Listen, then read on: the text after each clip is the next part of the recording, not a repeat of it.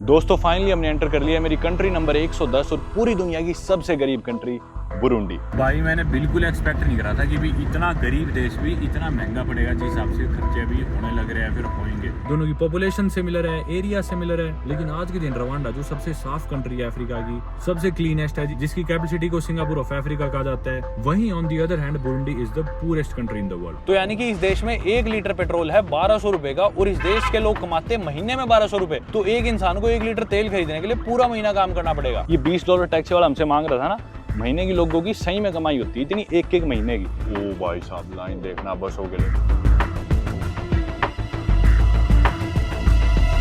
दोस्तों स्वागत है आप सभी का एक नई वीडियो से। Singapore of Africa, cleanest city in Africa, city of peace के नाम से जाने जाने वाले इस शहर किगाली से, which happens to be the capital and the largest city of Rwanda. Rwanda जो कि एक एंटायरली लैंडलॉक्ड देश है ईस्ट अफ्रीका में, और जो कि पूरे अफ्रीका का लीस्ट करप्ट देश और सबसे साफ देश भी माना जाता है। और अगर आप दुनिया के सबसे गरीब देशों की लिस्ट देखोगे, उस लिस्ट में सबसे ऊपर आपको नाम दिखेगा बुरुंडी देश का, जो कि जैसा मैंने बताया रवांडा देश का पड़ोसी देश भी है। इस देश में कुछ दिन बिताने के बाद अब समय आ गया इस देश को अलविदा कहने का और इसके पड़ोसी देश और दुनिया के सबसे गरीब देश बुरुंडी में जाने का। अगर आप रवांडा देश का मैप देखोगे तो इसके पड़ोसी देश आपको दिखेंगे युगांडा, DRC, बुरुंडी और तंजानिया। और इससे पहले था मैं युगांडा देश, और युगांडा देश से बॉर्डर क्रॉस करके मैंने एंटर किया था रवांडा में।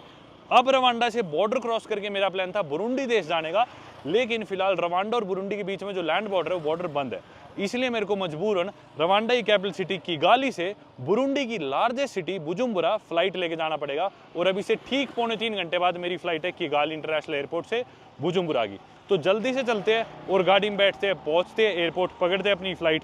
पहली बारी मैं रवांडा एयर से फ्लाई करने वाला हूँ, इससे पहले मैंने कभी फ्लाइट नहीं ली रवांडा एयर की, और उम्मीद करता हूँ फ्लाइट अपनी मिस ना हो, क्योंकि उन्होंने साफ साफ लिख रखा था कि फ्लाइट उड़ने से 4 घंटे पहले आपको चेक इन काउंटर पे पहुंचना पड़ेगा। गाड़ी अपनी यहीं पे बाहर ही आ गई जो मैं छोड़ आएगी एयरपोर्ट।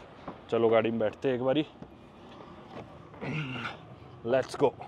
हम 2 जने ट्रैवल कर रहे हैं, मेरे साथ में मनोज भी है, ट्रैवलिंग मंत्रा के नाम से जिनका चैनल है। भाई चलाने लग रहा है गाड़ी जो हमें एयरपोर्ट छोड़ आएगा। कितने बजे की है फ्लाइट? 3:40 की। 3:40 की। अभी क्या टाइम हो गया? 1:45। 1:45 हो गया, और उन्होंने यूँ लिख रखा था ना 4 घंटे पहले आना है। 4 घंटे पहले लिखा। चलो भाई बस होपफुली करने दे चेक इन। कुछ नहीं पता इनका, ये पहले उड़ा देते हैं फ्लाइट। युगांडा में क्या हुआ, हम युगांडा एयरपोर्ट पे बैठे, टाइम से पहुंच गए। युगांडा में तंजानिया था ना, तंजानिया में किलीमंजारो, हाँ किलीमंजारो एयरपोर्ट से हमारी युगांडा की फ्लाइट थी, युगांडा एयर की। जाके हम चेक इन वगैरह करके टाइमली बैठ गए लॉन्च में, लेकिन उन्होंने पहले उड़ा दी फ्लाइट, और लॉन्च में बुलाने आ गए फ्लाइट उड़ने से 1 घंटा पहले, क्योंकि चलो चलो तुम्हारे नाम की अनाउंसमेंट हो रही है, अभी तक यहाँ पे क्यों बैठे हो, जल्दी उड़ो। कुछ नहीं पता भाई इनका। ये है बाकी इधर प्रेसिडेंट का घर, पीछे जो गया पॉल कगामे, जो कि रवांडा देश के प्रेसिडेंट है पिछले 25 सालों से। दोस्तों 1994 में ना रवांडा देश में एक जीनोसाइड हुआ था, जिसमें इस देश की 15% पॉपुलेशन तो मरी गई थी। फिर फाइनली 2000 आते आते देश ने थोड़ा अपने आप को संभाला। देश की कंडीशन अभी भी काफी फ्रेजाइल थी 2000 में, लेकिन ये एक विजन 2020 बनाते हैं जब इनके प्रेसिडेंट बनते हैं कि भी आने वाले 20 सालों में हम एजुकेशन पे ज्यादा पैसे इन्वेस्ट करेंगे, ज्यादा बजट लगाएंगे, जिन लोगों के जीनोसाइड में घर तबाह हो गए उन्हें नए घर बना के देंगे, इंफ्रास्ट्रक्चर पे बजट अपना स्पेंड करेंगे, इसके साथ साथ ही देश में सफाई करेंगे, साफ सुथरा बनाएंगे और देश में कहीं भी गंदगी ना रहे। देखो साथ ही में इंडियन एम्बेसी भी आ गई, देखो भारत का झंडा। और इसी के चलते फाइनली 2020 आते आते इस देश ने काफी चीजें अचीव भी कर ली।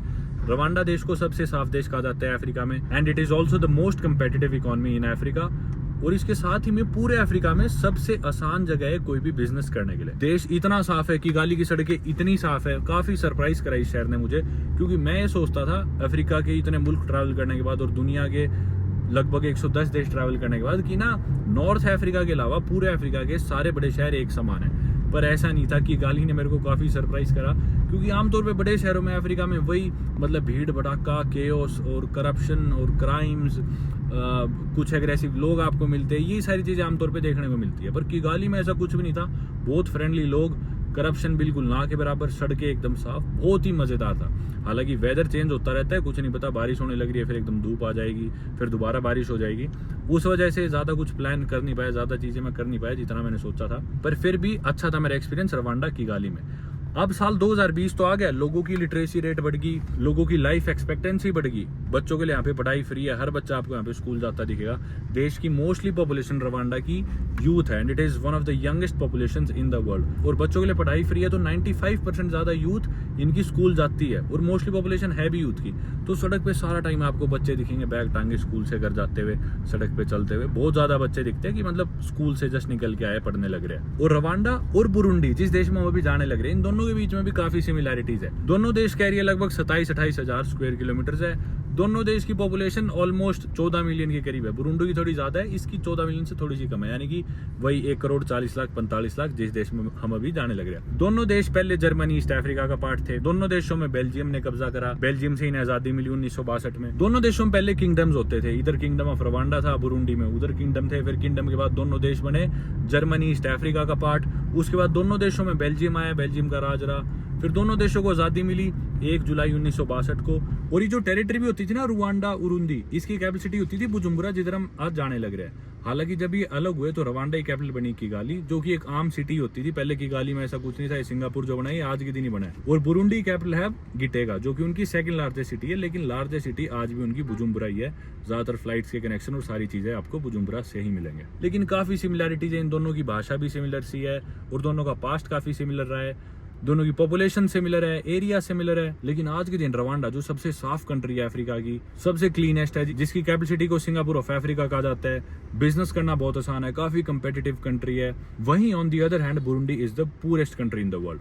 तो मतलब दो भाई आप देख सकते हो, एक ने कितना प्रोग्रेसिवली डेवलप करा और दूसरे देश के हालात आज के दिन बहुत ही बेकार है। दोस्तों आज महीने का 3rd सैटरडे और आप देख सकते हो सड़कें काफी साफ है, मतलब हर जगह ना आपको साफ सफाई दिखेगी, रवांडा में गंदगी नहीं दिखेगी। और अभी 3rd सैटरडे है, जो 4th सैटरडे होगा ना, हर 4th सैटरडे में महीने के सरकारी छुट्टी होती है, नेशनल हॉलीडे होती है और मनाया जाता है उमुगांडा। उमुगांडा के दिन हर इंसान को सुबह 8 बजे से 11 बजे वॉलंटरीली अपने घर से बाहर निकल के सड़कों की साफ सफाई करनी होती है। और ये चीज़ कंपलसरी है, अगर आप नहीं करोगे तो आपको फाइन या पेनल्टी भी पे करनी पड़ सकती है। और चाहे आप कोई भी हो, आप देश के मिनिस्टर हो, प्रेसिडेंट हो, आम इंसान हो, हर इंसान बाहर निकल के सड़कों की सफाई करेगा। और इसीलिए लोग सड़क पे गंदगी फैलाते ही नहीं है, क्योंकि लोगों को पता है कि भी खुद ही साफ करना पड़ेगा महीने के लास्ट सैटरडे को। तो सड़कें एकदम साफ मिलेगी, चमकती हुई, हर चीज़ एकदम बढ़िया। वहीं पहले और 3rd संडे के दिन ये लोग कार फ्री डे भी बनाते हैं, जब किगाली शहर के मोस्टली पार्ट्स में कार चलाना बैंड होता है। तो गाड़ियाँ नहीं चलती, लोग ज़्यादातर सैर करते हैं और डॉक्टर्स के द्वारा फ्री चेकअप्स भी किए जाते हैं। हर कुछ ही मीटर्स पे आपको ऐसे पुलिस वाला खड़ा मिल जाएगा। काफ़ी सेफ कंट्री है, रात को आप इधर सैर भी कर सकते हो। क्राइम बिल्कुल ना के बराबर है, काफ़ी कम है। ये देखो सड़क पे जेब्रा क्रॉसिंग्स बनी हुई है और लोग गाड़ियाँ रोक लेते हैं खुद अपने आप ही, ताकि पेडेस्ट्रियन सड़क पार कर सके। मतलब ये नज़ारे अफ्रीका में रेयरली ही दिखते हैं कि भी इतने अच्छे से चीज़ें मैनेज हो। फुटपाथ बना रखे हैं पेडेस्ट्रियंस के लिए, जेब्रा क्रॉसिंग्स बना रखी है, लोग रूल्स फॉलो कर रहे हैं, गाड़ियाँ रुकती है और तरीके से लोग एक मैनेज्ड और ऑर्गेनाइज्ड वे में गाड़ी चलाते हैं या सड़कों पे उतरते हैं। आज ना यहाँ पे कोई साइकिलिंग इवेंट था, जिस वजह से सारे शहर में जाम लगा हुआ था, पूरा शहर बिल्कुल जाम था। और मैं बाइक पे घूमने निकला था, मैं भी जाम में फंस गया था। लेकिन अभी सिचुएशन थोड़ी ठीक होगी, वैसा हाल होता तो हम एयरपोर्ट पहुँच ही नहीं सकते थे किसी भी हाल में। अब फिर भी गाड़ियाँ कम होगी, 1-2 घंटे पहले तो इसके यूँ मान लो 10 गुना गाड़ियाँ थी इन रोड्स पे।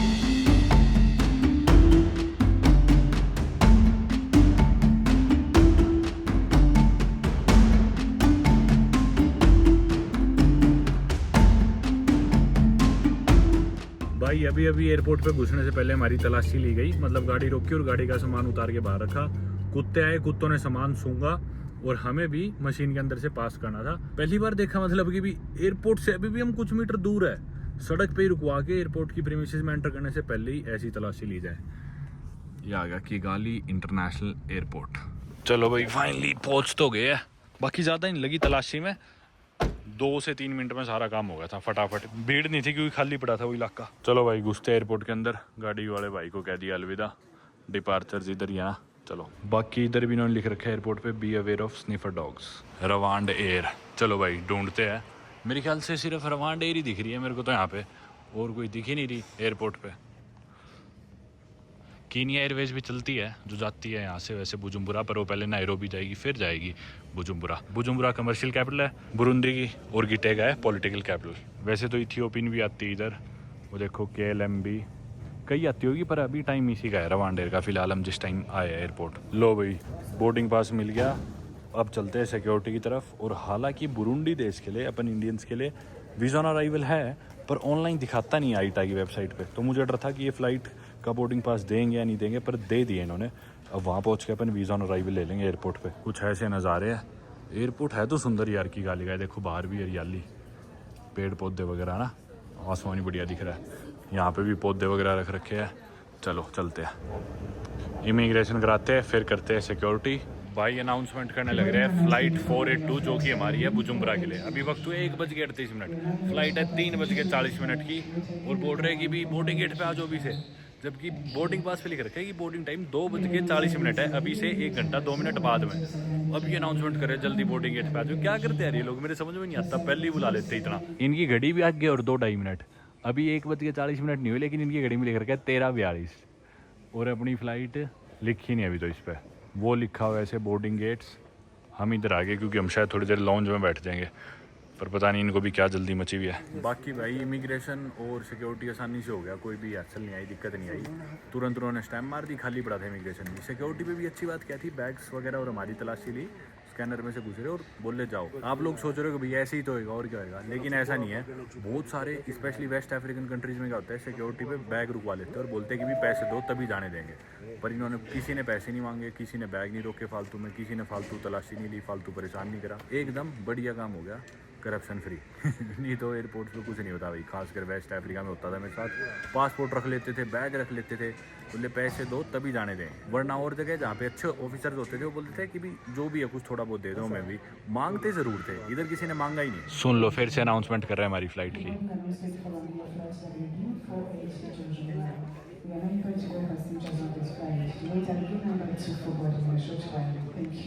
अब कह रहे हैं दोबारा कि जल्दी आ जाओ गेट नंबर 2 पे बोर्डिंग के लिए। फ़्लाइट उड़ने में 2 घंटे का समय अभी, पता नहीं क्या जल्दी मचा रहे हैं। एक लॉन्च तो ये रहा, ड्रीम लॉन्च के नाम से। हमें जाना है पर्ल लॉन्च में।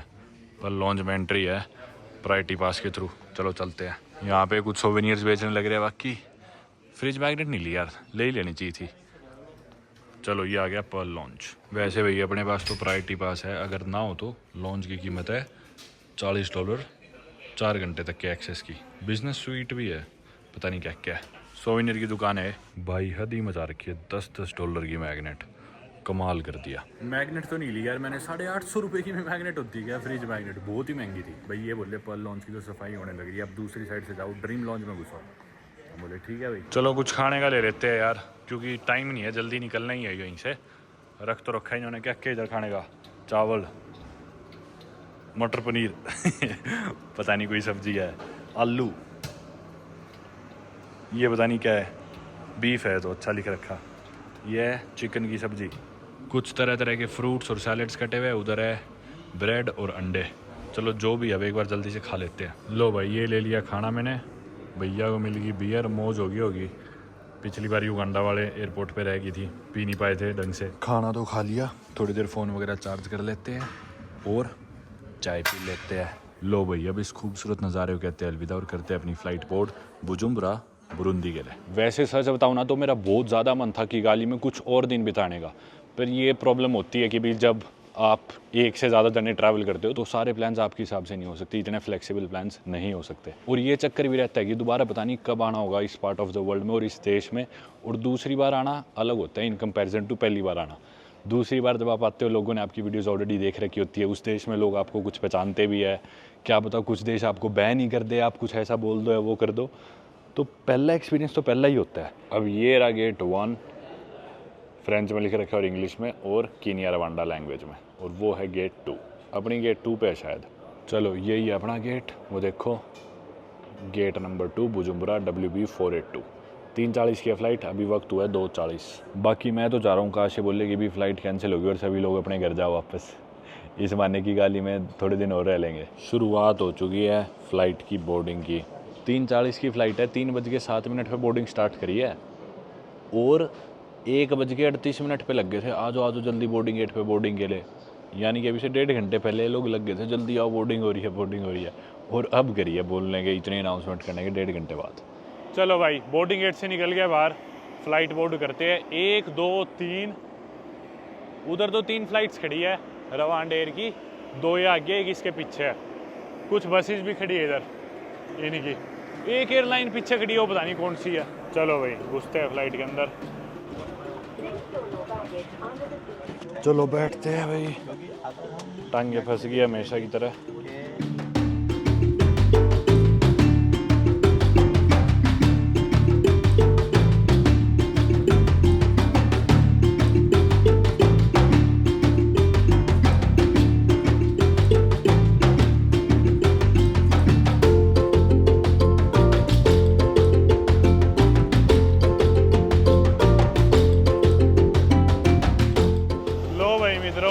स्वागत है मेरी शायद कंट्री नंबर 110 होगी मेरे ख्याल से।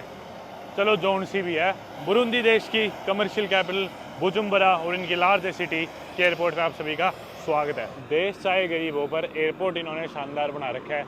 बाहर से तो अभी तक जो दिख रहा है, अंदर चल के देखेंगे कैसा है। ये अंडे से लगा रखे खूब सारे, जिस तरह अंडे की ट्रे नहीं होती ऐसा लग रहा है। करीबू वेलकम पैसेंजर्स अराइवल। चलो फ्री वाईफाई, अरे मेरे फ़ोन में वाईफाई जुड़ गया अपने आप, ओपन वाईफाई है, इंटरनेट चलने लग रहा है, नोटिफिकेशंस आने लगी। घुसते ही वीज़ा ले लेते हैं, टेम्परेचर चेक कराओ और हाथ सैनिटाइज करें मेरे। लो मित्रों, सारा काम हो गया, वीज़ा लगवा लिया, ये वीज़ा की रसीद है, इमिग्रेशन होगी। बैगेज बेल्ट पे हमारे अलावा कोई भी नहीं है, सभी लोग अपना बैग लेके जा चुके हैं। बैग साइड में रख रखी है, जिन जिन के रह गए मेरा बेल्ट पे पड़ा है, उठा लेते हैं। लो भाई कस्टम्स वगैरह चेकिंग सब हो गया, बाहर निकलते हैं एयरपोर्ट के अराइवल पे। कुछ ऐसा है भाई इनका अराइवल, सही है, कोई इतना बुरा भी नहीं है। कुछ दुकानें हैं लेकिन सारी बंद पड़ी है, पता नहीं क्यों। कोई सिम कार्ड वाली दिख रही हो तो सिम कार्ड ले लेते हैं। पर इससे पहले डिस्कस करते हैं भाई एयरपोर्ट पे हुआ क्या, वीज़ा फीस कितने की थी, क्या प्रोटोकॉल था। सबसे इंटरेस्टिंग चीज़ तो ये देखो, एयरपोर्ट पे जेसीबी खड़ी कर रखी है। कोई बोर हो रहा हो तो जेसीबी खुदाई देख ले, ताकि अराइवल पे सीधा अंदर खड़ी कर रखी है। पेंट वेंट का काम चल रहा होगा। वैसे यहाँ पे एक एटीएम मशीन भी लगा रखी है करेंसी निकलवाने के लिए। इको बैंक का ही एटीएम है। अफ्रीका में कहीं ट्रैवल कर रहे हो तो इको बैंक सही है, वैसे इको बैंक से निकलवा लिया करो, ये सबसे कम रेट चार्ज करता है। पीछे करेंसी एक्सचेंज ब्यूरो भी है और इनकी करेंसी है बुरुंडियन फ्रैंक, और एक $1 में लगभग 2916-17 बुरुंडियन फ्रैंक होते हैं, और एक भारतीय रुपये में मान लो 34 के करीब बुरुंडियन फ्रैंक होते हैं। बाकी मेरे पीछे इन्फॉर्मेशन वाला जो डेस्क है, उधर जाके मैंने पूछा सिम कार्ड मिलेगा यहाँ पे, बोला नहीं, टाउन जाना पड़ेगा। ल्यूमिटेल करके कोई कंपनी दिखा तो रहा है यहाँ पे। बाहर निकलते हैं और एयरपोर्ट का एक्सपीरियंस बताता हूँ। इधर शॉर्टकट से निकले, आगे से जाए, इधर तो कुछ नहीं है। ये एयरपोर्ट की एंट्रेंस है, इधर इनका झंडा लगा। चलो चल के झंडा देखते हैं। कुछ टैक्सी वाले खड़े हैं इंतजार में कि कोई आएगा, पर खाली सही हो गया एयरपोर्ट तो। ये देखो, ये है बुरुंदी देश का झंडा। अब इसमें आपको बीच में 3 स्टार दिख रहे होंगे और साथ में 2-3 कलर दिख रहे होंगे। तो ये देखो साइड्स में जो ग्रीन कलर है ये दर्शाता है होप या फिर फ्यूचर इस देश का, और जो रेड कलर है ये दर्शाता है सफरिंग ऑफ द नेशन।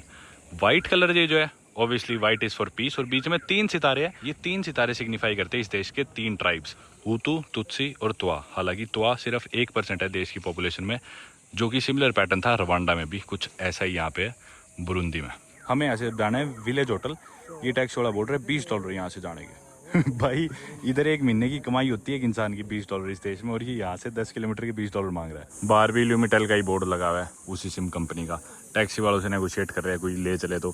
हमें 10-15 किलोमीटर जाना है, 15 तो नहीं है, शायद 12 है मेरे ख्याल से, और ऐसे रेट मांग रहे हैं फॉरनर देखते ही। देख लो भाई कुछ नज़ारे बुरुंदी के बुजुम्बुरा एयरपोर्ट के। पीछे झंडे खूब सारे लगा रखे। एयरपोर्ट वैसे सुंदर है, पीछे आपको नाम भी दिख रहा होगा शायद एयरपोर्ट का। काफ़ी लोग यहाँ पे फोटोज खिंचा रहे हैं। बढ़िया सा वाइब्रेंट सा एरिया ना, इनका झंडा भी थोड़ा ऐसा ही है, वाइब्रेंट सा, कलरफुल सा। बाकी मैं आपको एयरपोर्ट का एक्सपीरियंस बताता हूँ। जब मैंने आईटा की वेबसाइट पे देखा था, आईटा जिसके रूल्स और रेगुलेशंस के हिसाब से सारी एयरलाइंस ऑपरेट करती है, तो आईटा की वेबसाइट पे दिखा रहा था कि इंडियन पासपोर्ट होल्डर्स को बुरुंदी का वीज़ा लेना पड़ेगा और हम ई वीज़ा अप्लाई कर सकते हैं वेबसाइट से। लेकिन ई वीज़ा लेने का टाइम नहीं था, और मैंने सुना था बहुत लोग वीज़ा ऑन अराइवल लेते हैं, क्योंकि इनका ना एक ट्रांजिट वीज़ा होता है, जो अगर आप 3 दिन से कम का लोगे तो आपको ऑन अराइवल मिल जाता है। अगर लेकिन 3 दिन से ज़्यादा का हो तो उसके लिए शायद आपको कोई इन्विटेशन लेटर भी चाहिए होता है। एनीवे, रवांडा के एयरपोर्ट पे किगाली पे मैंने बोला कि भाई वीज़ा ऑन अराइवल लेंगे, और हमें फ्लाइट बोर्ड करने दी, कोई दिक्कत नहीं आई। फ्लाइट में चढ़ गए, लैंड हुए यहाँ पे बुजुम्बुरा एयरपोर्ट पे। लैंड होते ही सीधा वीज़ा ऑन अराइवल के काउंटर पे गया मैं। वहाँ पे उन्होंने मेरे को एक लेटर सा दिखाया कि ये लेटर लेके आए हो आप। मैं बोला नहीं, ये तो नहीं लाया। बोले कितने दिन के लिए रुकोगे? मैं बोला मैं 3 दिन से कम वाला वीज़ा लूँगा, ट्रांजिट वीज़ा लूँगा। बोले अच्छा फिर ठीक है। और स्क्रीन पे आप तस्वीर भी देख रहे होगे, मैंने इमिग्रेशन काउंटर पे जो रेट्स लगे हुए थे उसकी फोटो खींच ली थी। तो 3 दिन तक का जो वीज़ा था, ट्रांजिट वीज़ा उसे बोलते हैं, वो था $40 का, यानी कि वही अपने भारतीय $3500। और जो दूसरा वीज़ा था वो था 1 महीने का मल्टीपल एंट्री वीज़ा, जिसकी कीमत थी $90, यानी कि अपने भारतीय $8000 से थोड़ा कम, $7700 के राउंड। और शायद उसके लिए कोई इन्विटेशन भी चाहिए था, पर मैं बोला कि भाई मेरे को तो ट्रांजिट वीज़ा चाहिए 3 दिन तक का। तुरंत $40 मैंने दिए। बहुत ढीले थे वैसे एयरपोर्ट वाले, काफ़ी टाइम लगाया। धीरे धीरे काम कर रहे, प्रोसेस कर रहे। पहले काउंटर पे मैंने पासपोर्ट दिखाया और बताया ये वीज़ा चाहिए, फिर उसने दूसरे काउंटर भेज दिया बराबर वाले पे, दूसरे पे पेमेंट करी, तीसरे वाले ने स्टिकर वीज़ा, एक एक्चुअल स्टिकर वीज़ा प्रिंट करके मेरे पासपोर्ट में चिपकाया, साथ में रसीद भी दी है। उसके साथ मैं गया इमिग्रेशन पे, इमिग्रेशन मेरे से पूछा कि भाई कितने दिन रुकोगे, मैं बोला 3 दिन से कम ही रुकूंगा। बोले कहाँ रुकोगे, मैं बोला इस होटल में रुकूंगा। लेडी थी, फ्रेंडली सी थी, मेरे फिंगरप्रिंट लिए और तुरंत मेरे को पासपोर्ट स्टैम्प करके दे दिया। स्टिकर वीज़ा के लिए फ़ोटो भी इन्होंने पासपोर्ट वाली फ़ोटो ही उस पर यूज़ कर ली। आया, तुरंत बैग उठाया और अब हम निकल गए एयरपोर्ट के बाहर। ये था अभी तक का सफ़र हमारा। मतलब बुरुंदी देश में गरीबी इतनी ज़्यादा है कि लिटरली जो ये $20 टैक्सी वाला हमसे मांग रहा था ना, महीने की लोगों की सही में कमाई होती है इतनी, एक महीने की। $10 is good price, let's go. Yeah, it's great price. It's the price. Let's have a great day. $1 per one. Let's sit in the car, let's talk. We are now friends. Today is fuel is the problem, my friend. What? Fuel. is the problem. Fuel? Yes. How much is the fuel for? Fuel is the problem. The Burundi. I'll buy you beer and you'll forget the Can problem. take Let's go. $10 and 30,000. Let's go. $10. Let's go. We don't have Burundi money, bro. Come. I'll give you $10 and I'll buy you a beer. Let's go. चलो भाई, इस taxi में चलना है। करीना खुल नहीं रही क्या? Okay, perfect.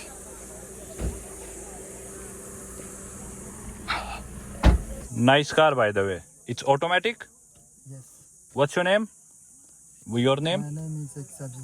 Exabi. Okay. What's that? Fuel cost 400,000 for how much fuel? 1 liter? Sure. For this 1 liter? अरे यार अब ये यूं ना कहे कि कोई और ले जाए। This is 1 liter or 1 gallon? Very true. Very true. Where? 14 like 4? You're speaking French. You speak French? No English? क्योंकि बेल्जियन रूल में था, रवांडा भी पहले और बुरुंदी भी, तो बेल्जियम के टाइम जो लैंग्वेज ऑफ एडमिनिस्ट्रेशन थी वो थी फ्रेंच। बेल्जियम देश, आप लोग सोचोगे भाई फ्रांस थोड़ी है, बेल्जियम हो तो, लेकिन बेल्जियम देश में 3 भाषाएं बोली जाती है। जो वेलोनिया रीजन है बेल्जियम देश का, यानी कि उनका साउथ वाला, उधर फ्रेंच बोलते हैं। जो उनका फ्लैमिश रीजन है नॉर्थ वाला, उधर डच बोलते हैं। जो उनका जर्मनी देश के साथ वाली जो बॉर्डर वाला पार्ट है, उधर जर्मन बोलते हैं।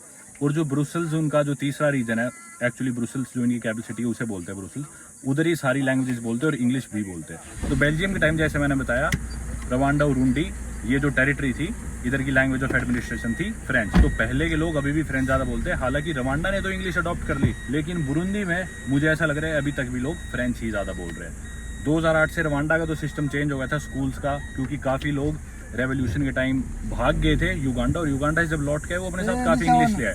और आज के दिन ज़्यादा यूजफुल लैंग्वेज इंग्लिश ही है, बिजनेस करना हो, ट्रेड करना हो। रवांडा में इसलिए इंग्लिश आ चुकी है फ्रेंच से ज़्यादा। इधर अभी अपन देखेंगे क्या एक्सपीरियंस रहेगा। भाई तो ज़्यादा फ्रेंच ही बोलता है। चल रहे एयरपोर्ट से बाहर। एयरपोर्ट तो अलग ही शानदार ही बना रखे हैं इन्होंने। ये देखो काफ़ी कलरफुल सा, इनके फ्लैग के जो कलर्स हैं हर जगह इन्होंने पेंट कर रखे हैं। फ्लैग लगा रखे हैं और रोड के किनारे भी वही कलर से पेंट कर रखा है। ये एक ऑटोमेटिक पेमेंट मशीन भी लगा रखी है यहाँ पे एयरपोर्ट की पार्किंग के लिए। यार ये एरिया तो शानदार है इनका, एयरपोर्ट के आसपास वाला काफी खूबसूरत है। बाकी आम जो लोग हैं वो आपस में बात करने के लिए फ्रेंच यूज नहीं करते, किरुंडी बोलते हैं मेरे ख्याल से। What language do you speak? Kirundi? Kirundi. तो बुरुंडी की जो वैसे लैंग्वेज है ना, वर्नाकुलर लैंग्वेज, लोग आपस में बात करने के लिए किरुंडी बोलते हैं। रवांडा की थी कीनिया रवांडा, दोनों बहुत सिमिलर सी लैंग्वेज है, बंटू लैंग्वेजेस है, दोनों इंटेलिजिबल है आपस में, तो ये बात कर सकते हैं अपनी अपनी भाषाएं बोल के। लेकिन ऑफिशियल लैंग्वेजेस की बात करें तो वो है फ्रेंच, इंग्लिश, किरुंडी और स्वाहिली। जी हाँ, ये Swahili coast of the world भी बोला जाता है। कीनिया, तंजानिया में तो स्वाहिली बहुत ज़्यादा बोलते ही है। इन पार्ट्स में भी स्वाहिली बोली जाती है आसपास के देशों में, इनके पड़ोसी देशों से ट्रेड करने के लिए। तो स्कूल्स में स्वाहिली भी सिखाई जाती है आजकल, इंग्लिश, फ्रेंच, और इनकी लोकल लैंग्वेज किरुंडी होएगी। ये मेन रोड आप देख ही रहे हो कि इतनी चौड़ी है, साफ सुथरी, स्ट्रीट लाइट्स भी लगी हुई है, विच इज़ वेरी सरप्राइजिंग। और इसके साथ में ही एक हाउसिंग प्रोजेक्ट भी है जिसमें आपको बढ़िया बढ़िया घर बनते हुए दिख रहे हैं। ये देखो क्या शानदार घर है यार, कैसे इन माउंटेन्स को भी ओवरलुक कर रहे हो, और पेड़ लगा रखे हैं इतने अच्छे से ट्रिम करके, बड़ी बड़ी कोठियाँ, बड़े बड़े घर एयरपोर्ट के बिल्कुल बाहर। तो मेरे ख्याल से देश का सबसे बढ़िया पार्ट तो अपने को देखने को मिल ही रहा है अभी। बाकी अगर आप बुरुंडी देश का या बुजुम्बुरा जिस शहर में हम है इसका मैप देखोगे तो बुरुंडी देश की बॉर्डर्स की बात करें तो इसके आसपास कुछ देश है, जैसे नॉर्थ में रवांडा जिधर से हम अभी आए हैं, इसके ईस्ट में और साउथ ईस्ट में है तंजानिया, और इसकी पूरी वेस्ट कोस्ट के लोग है DRC, democratic Republic of Congo. और बुजुम्बुरा शहर से तो डीआरसी देश इतना नजदीक है कि यूं मान लो मैं इधर से कोई पत्थर उठा के फेंकूंगा तो सीधा कॉन्गो में जाके गिरेगा। और बाकी इसके साउथ वेस्ट में है lake Tanganyika, which is the deepest and the second largest lake of Africa.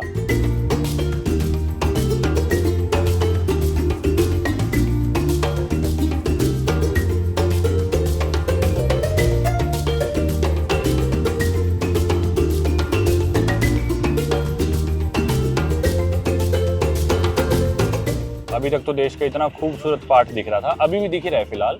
मतलब बढ़िया रोड्स, इतनी गंदगी वगैरह कुछ नहीं, पेड़ पौधे, हरियाली, और शाम का समय तो पहाड़ भी सुंदर लग रहा है, सनलाइट भी अच्छी पड़ रही है। और मतलब ये पार्ट देख के तो कोई जज कर ही नहीं सकता कि भी ये देश इतना गरीब है। ये देखो, ये है स्टैचू इनके एक्स प्रेसिडेंट का, जिन्होंने मेरे ख्याल से 4 टर्म या कितनी सर्व करी थी, 2020 तक थे, उनकी डेथ हो गई थी। हॉस्पिटल में इनकी डेथ हो गई थी हार्ट अटैक से या कोविड से, पक्का नहीं पता। आगे भाई हम शहर के बीचों बीच सीख लग रहा है, मतलब ये इनका शहर का सबसे मेन एरिया होगा। पर सारी दुकानें बंद सी पड़ी है यार, सैटरडे है आज, शाम के 5 बजे है, 5:18 टू बी प्रिसाइज। बंद से लग रहे हैं बिजनेसेस, पता नहीं क्या चक्कर है। हाँ, भीड़ लग ही नहीं रही, जबकि भीड़ तो इतनी होनी चाहिए इस देश में। भाई जस्ट अभी सामने हमें रोका एक सिपाही ने और बोला गाड़ी पीछे करो और इस रास्ते से तुम नहीं जाओगे, जबकि और गाड़ी बस ही जा रही है। शायद पता नहीं टैक्सीज को नहीं जाने दे रहे, क्या चक्कर है। इसने बोला क्यों नहीं जाने दे रहे, बोला बस जाओ उल्टे। तो अब हम मोड़ के दूसरे रास्ते से निकल रहे हैं। और पूरे अफ्रीका को अगर हम ढंग से कंसीडर करें तो सिर्फ मॉरिशस की पॉपुलेशन डेंसिटी ज्यादा थी रवांडा से, लेकिन मॉरिशस का एरिया बहुत कम है, सिर्फ 2000 स्क्वायर किलोमीटर ही है। तो एटलीस्ट जिन कंट्रीज का एरिया 10,000 स्क्वायर किलोमीटर ज्यादा है, तो उसमें सबसे ज्यादा आते हैं पूरे अफ्रीका में नंबर 1 पे रवांडा, और नंबर 2 पे आता है बुरुंडी देश, यानी कि Burundi second most densely populated country of Africa, mainland Africa की अगर हम बात करें। और बाहर वाली कंट्रीज भी ले ले तो मॉरिशस 1 पे है, रवांडा 2 और बुरुंडी 3 पे। तो उस हिसाब से इतने कम एरिया में इतने ज्यादा लोग रहने लग रहे हैं, ऑलमोस्ट 1.5 करोड़ लोग रह रहे हैं 28,000 स्क्वायर किलोमीटर के एरिया में, तो सड़कों पे तो इतनी भीड़ होनी चाहिए थी। और बुजुम्बुरा तो वैसे भी इनकी कमर्शियल कैपिटल है, लेकिन उस हिसाब की भीड़ शहर में अभी तक दिख नहीं रही। पता नहीं शाम का समय इसलिए, वीकेंड है इसलिए, पता नहीं क्या कारण है, या फिर हम इनके भीड़ वाले एरिया में नहीं, अभी कुछ भी हो सकता है। ओ भाई साहब, लाइन देखना बसों के लिए। ओ भाई साहब, अब यकीन हो गया, सही में है भाई, खूब पॉपुलेशन खूब है, देख लो भाई, भीड़ होगी खत्म। अब भाई दिख रहा है देश का असली पार्ट। यार बस में लगने के लिए कोई लोग देखना कहाँ से लाइन शुरू है, कितनी लंबी लाइन, कितने मीटर्स, भीड़ वाला एरिया शुरू हो गया। और ये देखो कहाँ से लोग लाइनों में लगे हुए, देखो बस में चढ़ने के लिए कितनी लंबी लाइन लोगों की, हद होगी भाई। आराम से भाई मारेगा। जितना ज़्यादा हम एयरपोर्ट से दूर जा रहे हैं उतनी ज़्यादा भीड़ और गरीबी से भी हमें दिखने लग गई है। मतलब यार वो बस स्टैंड था, लेकिन बस स्टैंड पे कोई बैठने की जगह नहीं, बेंच कुर्सी कुछ भी नहीं, धूप पड़ रही है, लोग लाइन में लगे हुए हैं, इतनी लंबी लाइन 100-150 मीटर लंबी, खड़े हैं बस बैग टांगे। इतनी कैपेसिटी तो उस बस की नहीं है। यहीं कहीं हमारा होटल है, एक पेट्रोल पंप गया, दिस वन। कुछ बाहर रोड पे ऐसे नज़ारे हैं, होटल के जस्ट बाहर, विलेज होटल नाम है। Good bye brother. एडिडास की गाड़ी में बैठ के आगे दे दिए भाई को $10। कमरे की तरफ चलते हैं। इधर है भाई हमारा C2 है कमरा, C1 और C2। अच्छा, वो आमने सामने के दे रहे थे पहले शायद। होटल में चेक इन कर लिया और अब मैं होटल से बाहर निकल गया, साथ ही मैंने बुरुंदी देश की कुछ करेंसी भी ले ली। अब मैंने आपको एयरपोर्ट पे बुरुंदी करेंसी के बारे में बताया था, वही ऑफिशियल बैंक रेट देख के कि भी $1 में इतने बुरुंदी के फ्रैंक है और 1 भारतीय रुपए में इतने फ्रैंक है, जो कि था $1 में 2900 कुछ फ्रैंक और अपने 1 भारतीय रुपए में 34 कुछ बुरुंदी फ्रैंक। लेकिन इसमें एक कैच है, दुनिया के ऐसे जितने भी देश है ना, अंडर डेवलप्ड या गरीब देश, इन देशों में ना फॉरेक्स की बहुत कमी रहती है, यानी कि फॉरेन करेंसी की, और इसी कारण इन देशों में ना करेंसी का काला बाजार होता है, यानी कि ब्लैक मार्केट। तो अगर आप ऑफिशियली बैंक का रेट देखोगे वो रेट तो कुछ और होता है, $1 में जैसा हमने देखा 2900 कुछ बुरुंदी के फ्रैंक थे। लेकिन असलियत में जब आप इस देश में आके पैसे चेंज कराओगे $, कैश देके बदले में बुरुंदी करेंसी लोगे, तो आपको मिलेंगे लगभग 7000 बुरुंदी फ्रैंक। जी हाँ, अगर आप कार्ड से पेमेंट करोगे या फिर आप ATM से निकलवाओगे या फिर आप ऑफिशियली बैंक से जाके एक्सचेंज रेट लोगे तो आपको 2900 ही मिलेंगे। लेकिन अगर आप कैश डॉलर दोगे तो आपको $1 के बदले लगभग 7000 बुरुंदी फ्रैंक मिलेंगे। तो यानी कि 1 भारतीय रुपए में हमें पड़ रहे थे 34 बुरुंदी फ्रैंक, लेकिन जब मैंने यहाँ पे आके इस देश में पैसे चेंज कराए तो मुझे 1 भारतीय रुपए मिले हैं 82 बुरुंदी फ्रैंक, यानी कि लगभग जो ऑफिशियल कीमत थी उससे मुझे ऑलमोस्ट 2.5 गुना कीमत मिली है। आप लोग देख सकते हो कुछ ऐसा दिखता है इनका नोट, 5000 बुरुंदी फ्रैंक का। अब वैसे तो इसकी कीमत $1 से ज़्यादा होनी चाहिए थी, क्योंकि अगर आप ऑफिशियल रेट देखोगे वो है 2900 कुछ का, लेकिन क्योंकि मेरे को मिला है ब्लैक मार्केट रेट तो इसकी कीमत $1 से भी कम है। $1 में है 7000 बुरुंदी फ्रैंक और ये सिर्फ 5000 ही बुरुंदी फ्रैंक है, यानी कि ये बनते हैं 70 सेंट्स या फिर अपने भारतीय सिर्फ 60 रुपये। अब आप लोग जानते ही हो, फर्स्ट थिंग्स फर्स्ट, किसी भी देश में आके जनरली मैं पहले एक सिम कार्ड तलाशता हूँ, कुछ खाना तलाशता हूँ और जिम जाता हूँ। पर जैसे ही मैंने होटल का वाईफाई यूज़ करके गूगल पर डाला जिम्स नियर मी, तो सारे जिम्स बंद दिखा रहा था, क्योंकि आज सैटरडे का दिन है, सारी चीज़ें 3-4 बजे बंद हो जाती है। इसी कारण हमें रास्ते में सारी दुकानें बंद दिख रही थी और कोई भी जिम खुला नहीं दिखा मुझे ऑनलाइन। पर कोशिश करेंगे फिर भी कोई जिम मिल जाए या सिम कार्ड मिल जाए। सिम कार्ड की तो मेरे को बिल्कुल ही उम्मीद नहीं है कि जब जिम ही नहीं खुले शाम के समय, सिम कार्ड वाला कैसे खुला होगा कोई। तो देखते हैं, किसी टैक्सी वाले से बात करके शहर के बीचों बीच पहुंचते हैं, कोई जिम बाई चांस खुला मिल जाए तो एक्सरसाइज कर लेंगे। या $1,000 या is it five? Is it five? No. 1,000. 7,000 7,000. and the 50, 100. Wow. Thousands. Yeah, that's really bad. I'll see you later. Thank you. No, sorry. Maybe later. Tomorrow. और अरे पैर में और गड़ गया ये भाई। ये आपको मैं बताऊं, आप हैरान रह जाओगे भाई। मैं बैठा हूँ टैक्सी में और टैक्सी के आप रेट जान के हैरान हो जाओगे यार। यहाँ से मैंने एक जगह तलाशी, मैंने सोचा कि भी टाउन के बीचों बीच चलता हूँ। यहाँ से 2.25 किलोमीटर दूर है, यानी कि 8-9 मिनट की ड्राइव दिखा रहा है गूगल मैप्स से। मैंने ऑफलाइन मैप्स डाउनलोड कर ली होटल के वाईफाई से, इंटरनेट नहीं है मेरे पास। तो मैं टैक्सी वालों से बात कर रहा हूँ, सारे बोल रहे हैं कि भाई 20,000 फ्रैंक, जो कि अगर हम ब्लैक मार्केट के रेट से भी देखें तो अपने भारतीय बनते हैं 250 रुपये 3.5 किलोमीटर के टैक्सी के, जो कि बहुत ज़्यादा है। क्योंकि इससे पहले मैं इसके पड़ोसी देश था जिधर से हम किगाली से आज हम आए हैं, वहाँ पे मोटरसाइकिल चलते थे और 50 रुपये 60 रुपये 90 रुपये में तो मैं शहर के दूसरे कोने पहुँच जाता था मोटरसाइकिल में। जो 12-12 15-15 किलोमीटर दूर के सफ़र थे उसके 90 रुपये लगते थे, और मतलब आमतौर पे 40 रुपये इंडिया के 50 रुपये में आप चले जाते हो, यानी कि 500 रवांडन फ्रैंक में आसपास जाने के लिए काम हो जाता था। अपने 30 रुपये 35 रुपये लगते थे वहाँ। और यहाँ टैक्सी इतनी महंगी पड़ने लग रही है एयरपोर्ट पे आपने देखा, और इधर शहर में भी कोई चलने को तैयार नहीं, कोई मानने को तैयार नहीं। तो मैं बोला भाई क्या होने लग रहा है, क्या लूट मचा रखी है, क्या चक्कर है। तो फिर इन्होंने मेरे को बताया कि यहाँ पे ना 1 litre of fuel 40,000 Burundi Frank का आता है, जिसे अगर आप ब्लैक मार्केट रेट से भी अगर इंडियन रुपये में निकाल लोगे ना तो बनता है 1 लीटर तेल 500 रुपये का। और वो एयरपोर्ट पे बंदा यही बात कह रहा था, पर मैंने उसकी बात माननी नहीं। मैं सोचा इतना थोड़ी हो सकता है यार। और अगर आप ऑफिशियल रेट से देखोगे तो ये तो 1150-1200 रुपये का 1 लीटर का तेल हो गया इस देश के अंदर। और जो लोग महीने के इस देश में 1200 रुपये कमाते हैं, वो 1200 रुपये का पेट्रोल कैसे अफोर्ड कर लेंगे 1 लीटर। और टैक्सी वाले भी अगर मेरे से 20,000 मांग रहे हैं तो वो ऑफिशियल रेट के हिसाब से तो $6-7 हो गए, मतलब वही 8-9 रुपये के। पर अच्छा है कि चलो हमने ब्लैक मार्केट में लिया है, 7,000 7,500 तक आपको मिल जाते हैं $1 के बदले ब्लैक मार्केट जो रेट है।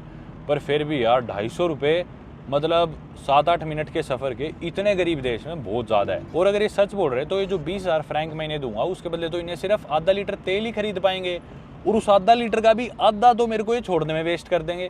तो यानी कि सिर्फ ये बदले में 200-250 ml के लायक पैसे कमा पाएंगे इस हिसाब से। इसी वजह से गाड़ियों की हालात भी खराब सी मिलती है। बेचारे कैसे पैसे बचा ले और कैसे अपनी गाड़ी ठीक करा ले, इतनी गरीबी में जीने लग रहे हो। यानी कि जितने पैसे अब बुरुंडी फ्रैंक में इस टैक्सी के 3 किलोमीटर दूर जाने के देने लग रहा हूँ, इतने पैसे तो यहाँ का एक लोकल आदमी 1 हफ्ता काम करके कमाता है। तो वो तो टैक्सी अफोर्ड कर ही नहीं सकता। मैं ये सोचने लग रहा हूँ इसे फिर लेता कौन है। बल्कि आगे जो अमीर लोग हैं उनके लिए भी टैक्सी फिर तो बहुत महंगी है। इतनी सारी टैक्सी खड़ी क्यों है सड़क पे, मेरे तो ये नहीं समझ में आने लग रहा है भाई। मैंने बिल्कुल एक्सपेक्ट नहीं करा था कि भी इतना गरीब देश भी इतना महंगा पड़ेगा। जिस हिसाब से खर्चे भी होने लग रहे हैं फिर होंगे। होटल का जो कमरा है उसकी कीमत है 1 रात के $60, मतलब अपने वही भारतीय 5,000 रुपये मान लो। यहाँ पे कोई स्पोर्ट्स सेंटर्स है, बच्चे बास्केटबॉल लेके खेलते हुए आने लग रहे हैं। इधर मेरे ख्याल जिम भी होगा। Let me ask someone, can you stop? Bro do you know if there is a gym here? No? Okay, maybe try going there. भाई मैंने उस लड़के से पूछा, वो तो मना कर गया, बोला नहीं है यहाँ पे। रोड की हालत बिल्कुल ख़राब है, पता नहीं आप लोगों को दिख रहा है नहीं दिख रहा। बहुत खड्डे हैं, ऊबड़ खाबड़ रास्ता है एकदम। कैसी कंडीशंस है यार। ये इलाका है, गोल्फ क्लब लिख रखा है इधर तो सामने, ये पीछे जिम दिखा रहा है। How do I open this? Okay, अंदर से खराब है शायद। Thank you. ओके बस। I saw it on Google. It said open. It said Vision Fitness Pro. It's there? Oh, it's closed.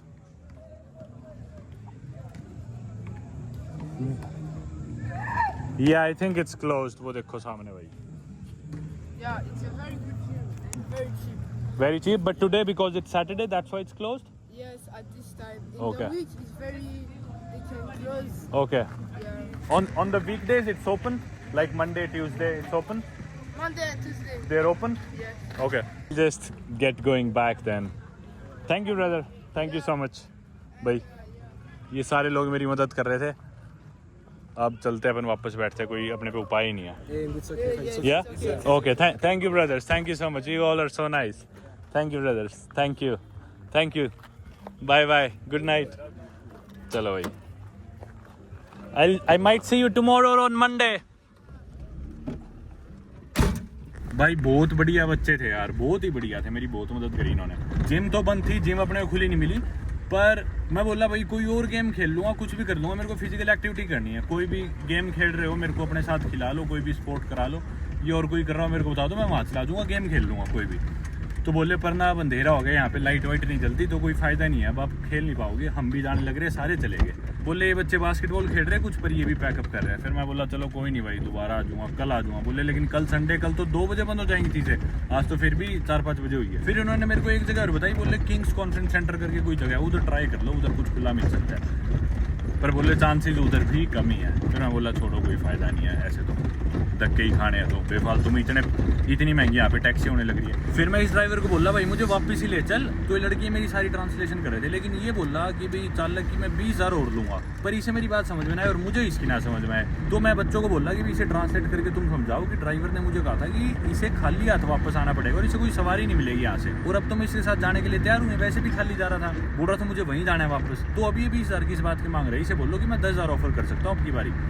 तो लड़के बोले हाँ ठीक बात है, वैसे 20,000 का रेट नहीं है, 10,000 ही देने चाहिए, 20,000 ज़्यादा मांग रहे हैं आपसे, इसे हम समझाते हैं. लड़कों ने इससे बात करी और तुरंत 1 सेकंड में बोला हाँ ठीक है कोई नहीं, मैं 10,000 में ले चलूँगा. जबकि मैं बात कर रहा था पहले तो 20,000 बोल रहे थे, पर चलो ठीक है मान गए 10,000 में, 20,000 अपने पहले लगे, 10,000 अब लग गए, कोई नहीं इस बात में, चलो आउटिंग सी होगी. पर ये बच्चे बड़े अच्छे थे, सारे काफ़ी सपोर्टिव थे, हेल्पफुल थे. खेलने वाले बच्चे वैसे भी मददगार होते हैं काफ़ी. यार रात का समय और पूरा शहर सुनसान है, सारे बिजनेसेस बंद पड़े हैं, और मतलब इस मामले में ना मुझे एशियन कंट्रीज बढ़िया लगती है कि लोग ना हसल करते हैं दिन रात, चीज़ें खुली रहती है. देश गरीब हो लेकिन लोग मेहनत पूरी करते हैं. अब दुनिया का सबसे गरीब देश है ये, फिर भी लोग 4-4 बजे दुकानें बंद करके बैठ गए, ऐसे थोड़ी काम चलेगा. लो भाई लौट के बुद्धू घर को आए. वैसे तो इतने दुख रहे ना पैसे मेरे को देने पड़ रहे हैं जो. Thank you mercy. Okay, let's see. नहीं खुल गया वीरे. Yeah, it was closed. Every gym was closed. I saw a couple of gyms online, but everything was closed. But it's okay. Maybe tomorrow. Yes. भाई जिस hotel में रुके उन्हीं का restaurant है, साथ में आगे रेस्टोरेंट पे खाना खाने, होटल के बराबर में ही. ये देख लो. Not for me. I don't drink beer. That's for him. Yeah, not for me. Thank you. अभी हम आए हैं ताजमहल रेस्टोरेंट में, जो कि विलेज होटल में ही है, और ये है मेन्यू. भाई बता देना मेन्यू. भाई रेट देख लो आप, काफ़ी सस्ते रेट्स है. मतलब पेट्रोल तो काफ़ी महंगा था देश में, लेकिन ये सारे आप रेट देखोगे 15,000 16,000, और ब्लैक मार्केट रेट के हिसाब से अगर आप पैसे चेंज कराओगे तो उस हिसाब से काफ़ी सस्ता है खाना. मतलब $2.5 $3 की सब्ज़ी है, चिकन की $4 जो महंगी है, स्टार्टर्स $3, ₹250 ₹200 ₹150 में सब्ज़ी आने लग रही है, काफ़ी सस्ता है उस हिसाब से. और भाई इंडियन रेस्टोरेंट में बहुत महंगा होता है खाना. बाहर जाओ तो इंडियन रेस्टोरेंट में अगर चले गए आप यूरोप वगैरह में तो 4-5 हज़ार रुपये 2 बंदों का भी बिल आ जाए तो कोई बड़ी बात नहीं है, और यहाँ पर इतना सस्ता सब कुछ है. बाकी खा के देखेंगे क्या क्वालिटी रहती है. भाई तो क्या खाना, लेकिन मजाक हो गया हमारे साथ. ये देखो लग रहा था कि भी बहुत सस्ता है. ये अब है बुरुंदी फ्रैंक के हिसाब से 19,000 का, यानी कि अपने भारतीय $225 का. हमने सोचा बड़ा सस्ता है यार, क्योंकि आमतौर पर इसके मिनिमम डबल क्वांटिटी आती है. ठीक है, आया है बिल्कुल इतना सा, 4-5 पीस छोटे छोटे. अब 500 का हो गया. हाँ 500 का ही हो गया, क्योंकि अब ये महंगा लग रहा है फिर.